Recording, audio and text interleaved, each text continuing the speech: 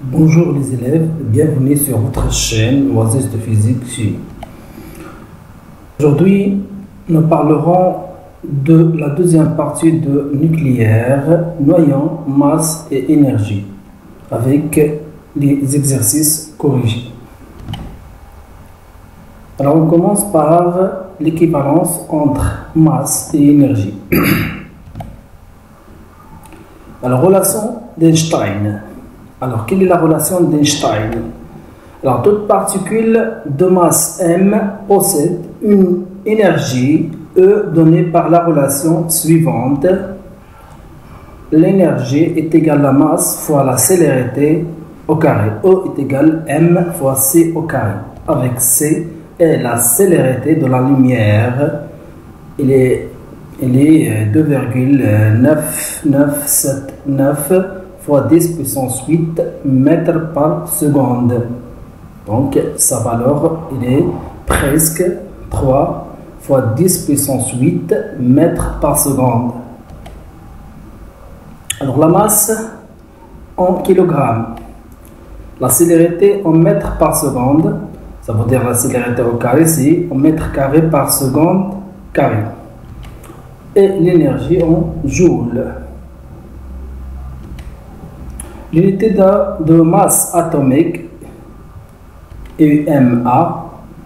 Alors en physique nucléaire, on exprime la masse d'un noyau ou d'un atome en unité de masse atomique, de symbole UMA. Ça veut dire dans la nucléaire, on utilise toujours comme unité de masse UMA. Alors, une unité de masse est égale à 1,66054 fois 10 puissance moins 27 kg.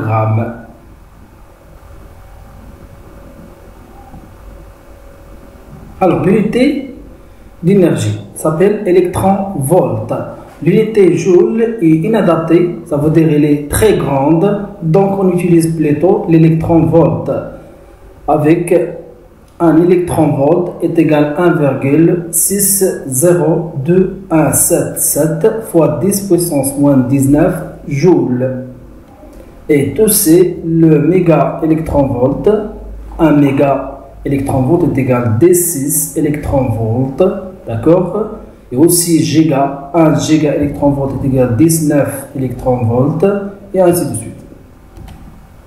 L'énergie correspondant à la masse atomique. D'accord? Alors, exemple. Déterminer l'énergie de masse E pour une masse de une unité en joules et en méga électron-volt. Alors, la masse de proton, c'est 1,66054 fois 10 puissance moins 27 kg. Alors, en utilisant la relation d'Einstein, O est égal M de proton fois C au carré est égal à une unité fois C au carré. On remplace la masse de proton par sa valeur, est égal à 1,66054 10-27 fois la célérité, on a déjà vu sa valeur, c'est 2,9979 10 puissance 8 à tout au carré, est égal à 1,49239 10-10 joules. Et on transforme le joule en électron-volt. Voilà. Donc, un électron-volt est égal à 1,60217 10-19 joules. Donc, on remplace le joule, 1 joule par 1 sur 1,7 valeur. On trouve 931,5 mégaélectron-volts. Donc, une unité de masse atomique est égale à 931,5 mégaélectron-volts sur la célérité au carré, ou bien fois C moins 2. D'accord? Donc, c'est une relation importante. D'accord? Voilà. Donc, la relation entre l'unité de masse atomique et mégaélectron-volts.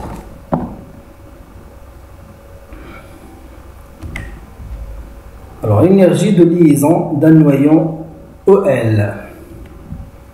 Alors on commence par défaut de masse du noyau delta M. Alors comment calculer le défaut de masse? Alors des mesures précises montrent que la masse du noyau d'un atome est toujours inférieure à la somme des masses de ses nucléons pris individuellement. Cette différence est appelée défaut de masse. D'accord? Donc, delta M, défaut de masse, est égal le nombre de protons fois la masse de protons plus le nombre de neutrons qui est égal à moins Z, c'est N, fois la masse de neutrons, d'accord, moins la masse de noyau. D'accord? Donc, voilà, c'est la relation. Par cette relation, on peut calculer le défaut masse. Avec delta M est toujours positif. Donc, M de P, c'est la masse de protons et M de N, c'est la masse de neutrons. Exemple, donc, calculer le défaut de masse delta M pour un noyau d'hélium He42. Voilà les données. Donc, la masse de neutrons, c'est 1,0087 unités de masse atomique. La masse de protons est égale à 1,0073 unités de masse atomique. Et la masse du noyau d'hélium est égale à 4,0015 unités de masse atomique. Donc tout simplement, nous allons appliquer la relation précédente, d'accord? La relation de défaut de masse. Donc, alors, delta M est égal à Z fois la masse de protons. Donc, Z d'hélium est égal à 2. Voilà le noyau d'hélium. Z est égal à 2, donc 2 fois MP, plus le nombre de neutrons, c'est la masse, c'est le nombre de masse moins le numéro atomique, donc c'est 4 moins 2, voilà, donc c'est 2 fois la masse de neutrons, moins la masse d'hélium He. Donc par calcul, vous allez trouver 3,5 10 moins 2 unités de masse atomique, donc cette valeur elle est positive. Alors énergie de liaison d'un noyau OL. L'énergie de liaison d'un noyau noté OL est l'énergie que le milieu extérieur doit fournir à un noyau XAZ au repos pour le dissocier en nucléons séparés au repos. Donc, l'énergie de liaison OL est égale à la variation de la masse, ou bien le défaut de masse, fois C au carré. D'accord? Donc, c'est une relation entre l'énergie de liaison et le défaut de masse. D'accord? Donc, on remplace delta M par son expression. D'accord? Donc, Z fois la masse de protons plus N fois la masse de neutrons moins la masse de noyau. Donc, fois C au carré. L'énergie de liaison est aussi toujours positive.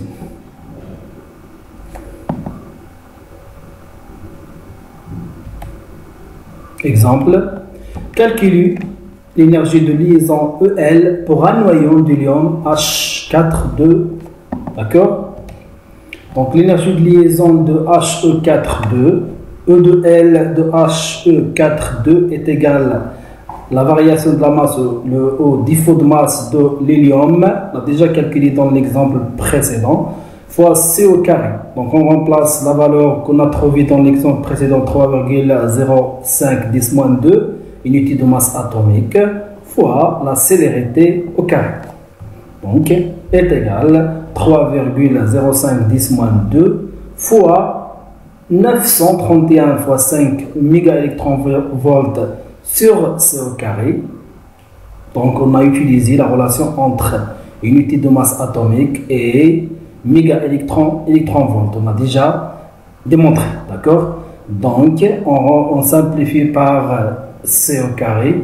Tout simplement, on trouve que l'énergie de liaison est égale à 28,41 mégaélectronvolts. D'accord? Donc voilà, on a trouvé la valeur en mégaélectronvolts. Et bien sûr, il faut faire attention, on a utilisé la relation entre l'unité de masse atomique et mégaélectronvolts. D'accord? Alors, énergie de liaison par nucléon, d'accord? Alors, l'énergie de liaison par nucléon d'un noyau noté E et tout simplement c'est l'énergie de liaison du noyau par le nombre de masse A, d'accord? Par le nombre de masse A. Donc E est égal à EL sur A. Avec EL, l'énergie de liaison en mégaélectronvolts et A, le nombre de masse, d'accord?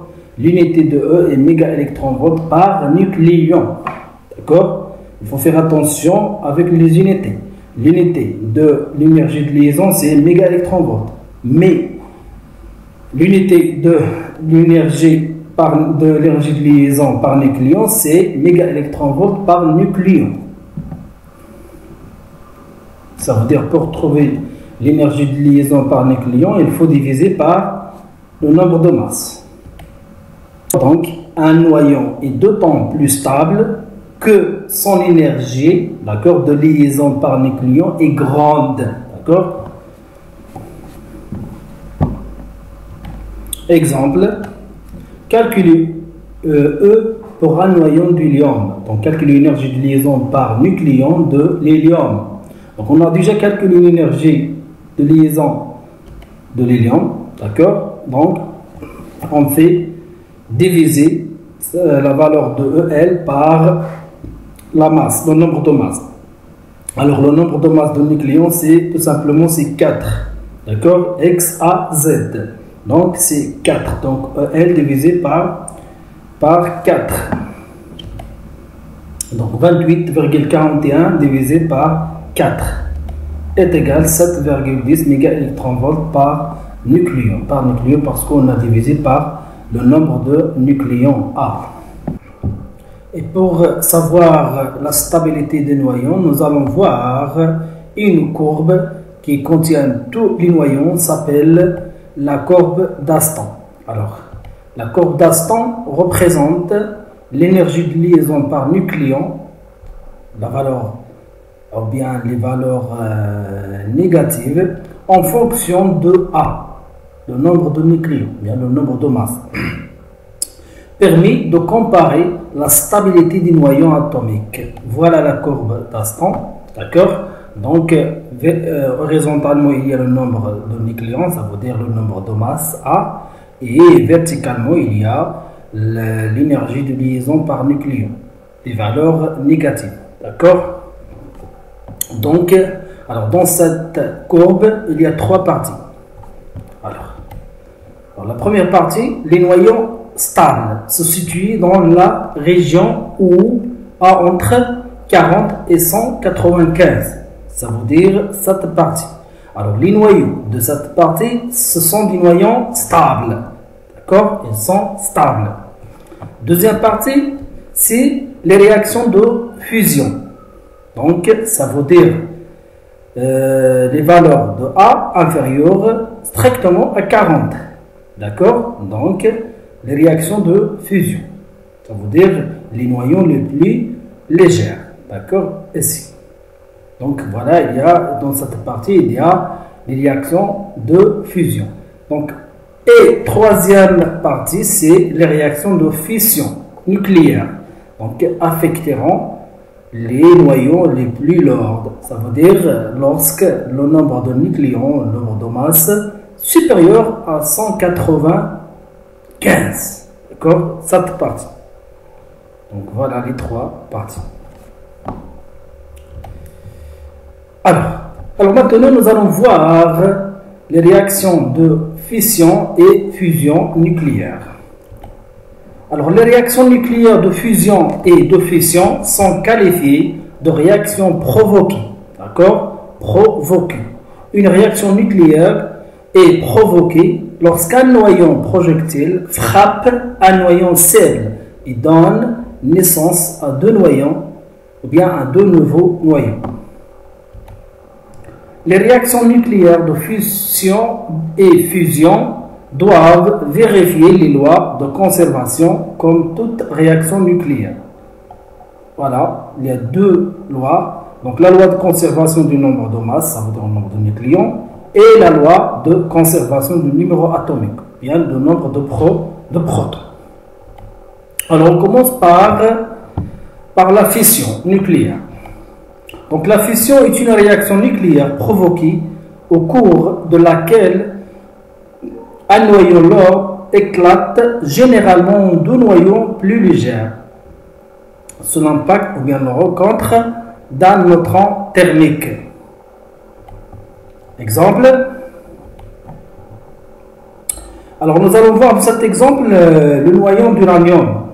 Donc, U235-92 plus le neutron, ça veut dire rencontre un neutron, d'accord, donne CS140-55 plus RB93-37 plus 3 neutrons.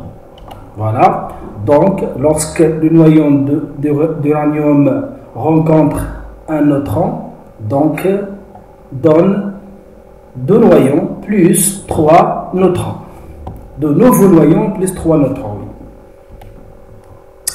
La fission nucléaire est une réaction en chaîne. Pourquoi en chaîne? Parce qu'elle produit des neutrons qui peuvent provoquer d'autres réactions de fission. La réaction en chaîne doit être contrôlée pour qu'elle n'en soit pas explosive.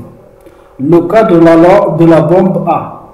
Lorsque la fission est contrôlée, c'est le cas des réacteurs nucléaires. Donc voilà. Lorsque un noyau d'uranium rencontre un neutron, donc voilà, donne des nouveaux noyaux, d'accord, avec des neutrons. S'appelle neutron de deuxième génération. Alors, ce neutron rencontre aussi d'autres noyaux, donc pour donner d'autres nouveaux noyaux. Et troisième génération de neutrons. D'accord? Et ainsi de suite jusqu'à la fin. Ça veut dire jusqu'à la stabilité du noyau. Alors maintenant, on passe à la fusion nucléaire. Alors, qu'est-ce que c'est que la fusion nucléaire? Donc, il y a fusion nucléaire lorsque deux noyaux légers fusionnent pour former un noyau plus long. D'accord? Exemple. Donc, dans cet exemple, nous allons voir H21 plus H31 donne l'hélium 42 plus N10 plus un neutron. D'accord? Donc, la rencontre de H21 avec H31 donc, donne la réaction de fusion. Donc, le résultat, c'est un neutron plus le noyau d'hélium. D'accord? Donc, la fusion n'est possible que si les deux noyaux possèdent une grande énergie cinétique, d'accord, pour vaincre les forces de répulsion électrique. C'est normal, d'accord.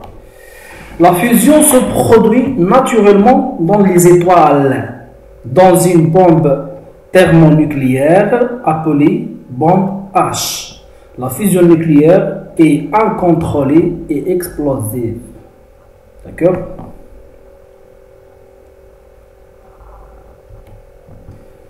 Alors maintenant, on passe au bilan énergétique d'une réaction nucléaire. Alors le cas général. Alors, on considère une transformation nucléaire quelconque, d'accord? Voilà, donc transformation quelconque, d'accord? X représente un noyau ou une particule, voilà. Donc nous allons considérer X1A1 Z1 plus X2A2 Z2 donne X3A3 Z3 plus X4A4 Z4. Alors l'énergie de cette réaction est de la forme suivante. Donc nous allons appliquer la relation de la variation de la masse ou bien du flux de masse avec l'énergie ou bien la variation de l'énergie. Donc delta O est égal delta M fois C au carré. Donc delta O est égal à la masse des produits moins la masse des réactifs fois la célérité au carré. D'accord? Donc delta M c'est la masse des produits moins la masse des réactifs. On a déjà vu dans les chapitres précédents. Donc on remplace la masse du produit, c'est la masse de X3 plus la masse de X4 moins la masse des réactifs, c'est la masse de X1 plus la masse de X2. D'accord? Donc, 2 fois C au carré. Donc, exemple. Alors, nous allons considérer l'exemple précédent, d'accord, de l'atome ou bien du noyau d'uranium, d'accord, et U235-92 plus un neutron, donc CS140-55 plus RB93-37 plus 3 neutrons. Donc l'énergie produite au cours de cette réaction nucléaire s'écrit sous la forme suivante.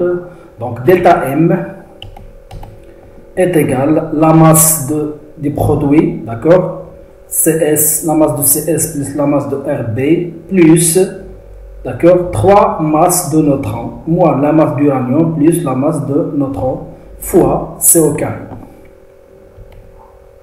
Donc par calcul, on trouve moins 0,18729 unités de masse atomique fois C au carré. On sait que une unité de masse atomique, on a déjà vu, on a déjà démontré cette relation, d'accord? Une unité de masse atomique égale 931,5 mégaélectronvolts sur C au carré. Donc, on remplace l'unité de masse atomique par 931,5 mégaélectronvolts C moins 2. Donc, delta U est égal à moins 0,18729 fois 100 fois 931,5 mégaélectronvolts C moins 2 tout fois C au carré. Donc on simplifie par C2, d'accord, C2 avec C moins 2 c'est C0 tout simplement. Donc delta E est égal à moins 174 fois 46 mégaélectronvolts. Donc voilà, c'est l'énergie produite de la réaction de l'uranium. Alors, autre exemple, H21 plus H31 dans HE4 plus un neutron. Donc, on a déjà vu cette réaction, tout simplement. C'est la fusion. Donc, l'énergie produite au cours de cette réaction nucléaire est tout simplement delta U est égal à delta M fois C au carré. Donc, on remplace delta M, donc le défaut de masse, par son expression, c'est la masse des produits moins la masse des réactifs. Donc, la masse de HE plus la masse d'un neutron moins la masse de H21 plus la masse de H31, d'accord? Donc, fois C au carré. Et par calcul, vous allez trouver moins 0,01889 unités de masse atomique C au carré. Mais il faut transformer la masse, l'unité de masse atomique, bien sûr, au électron, mégaélectronvolts.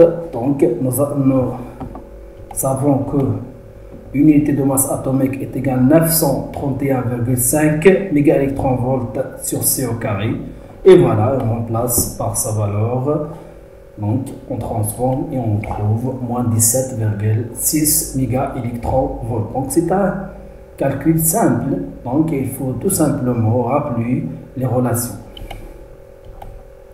Alors, le bilan énergétique des réactions nucléaires spontanées. Alors, pour les réactions nucléaires spontanées, l'énergie de la réaction, tout simplement, delta E est négative. Est toujours négative, d'accord? C'est-à-dire que le système est exo-énergétique. C'est une énergie libérée. Donc, l'énergie libérée, tout simplement, c'est la valeur absolue de l'énergie delta E, la variation d'énergie delta E, d'accord? Donc, alors on commence par le premier cas, le cas d'une désintégration radioactive alpha, d'accord? L'équation de cette désintégration est la suivante.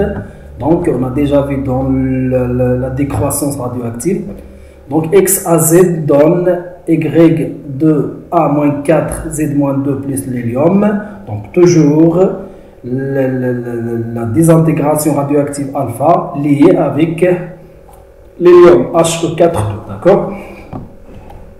Donc, l'énergie libérée au cours de cette réaction est, donc, E est égale tout simplement la masse des produits moins la masse des réactifs, tout simplement. Donc les produits c'est YA-4Z-2 avec H4-E moins la masse de XAZ fois C au carré. D'accord, on trouve tout simplement, par calcul, on trouve la valeur de l'énergie et aussi le cas général, tout simplement. Alors le deuxième cas, c'est désintégration radioactive bêta-. Donc l'équation de cette désintégration est la suivante. XAZ donne YAZ plus 1 plus l'électron, E0 moins 1. D'accord, on a déjà vu aussi cette désintégration. Donc l'énergie libérée tout simplement c'est E est égal à la masse des produits moins la masse des réactifs fois C au carré, tout simplement. Donc les produits c'est YAZ plus A et l'électron, moins réactif c'est XAZ. Alors troisième cas aussi désintégration radioactive bêta plus, donc XAZ YAZ-1 plus positron, d'accord, ou bien positron, E0 plus 1. Donc l'énergie libérée au cours de cette réaction aussi c'est créé si E est égal à la masse des produits moins la masse des réactifs. Tout simplement la masse des produits c'est YAZ-1 plus la masse de positron moins la masse du noyau XAZ, tout fois C au carré. Et voilà les élèves, on a écrit les énergies libérées de trois désintégrations alpha, bêta- et bêta plus. Donc pour calculer l'énergie libérée, donc vous allez calculer tout simplement l'énergie de la réaction spontanée tout simplement, ou bien des désintégrations spontanées. Vous allez trouver que delta E est négatif, donc vous allez faire la valeur absolue. Pourquoi? Parce que l'énergie libérée est toujours tout simplement, voilà, vous allez trouver pour positif. Voilà, remarque importante. Donc, au cours des réactions nucléaires, l'énergie libérée se transforme en énergie cinétique reçue par les noyaux FES et les particules MS et en énergie électromagnétique. D'accord? Donc, l'énergie libérée, il faut rappeler que l'énergie libérée se transforme en une énergie cinétique, d'accord, et énergie électromagnétique dans le cas d'un rayonnement gamma. D'accord? Alors maintenant, les effets biologiques des rayonnements radioactifs. Donc l'action des rayonnements radioactifs sur les tissus dépend de plusieurs paramètres.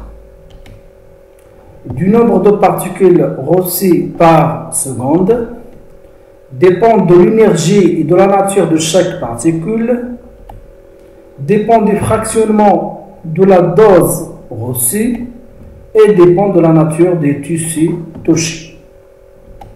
Alors pour les applications de la radioactivité, il y a traitement des tumeurs, analyse chimique, donc, et utilisé aussi pour la stérilisation et aussi pour la conservation des denrées. Et voilà les élèves, donc merci de votre attention et n'oubliez pas de vous abonner sur notre chaîne et je vous souhaite bon courage et bonne continuation. Salam alaikum.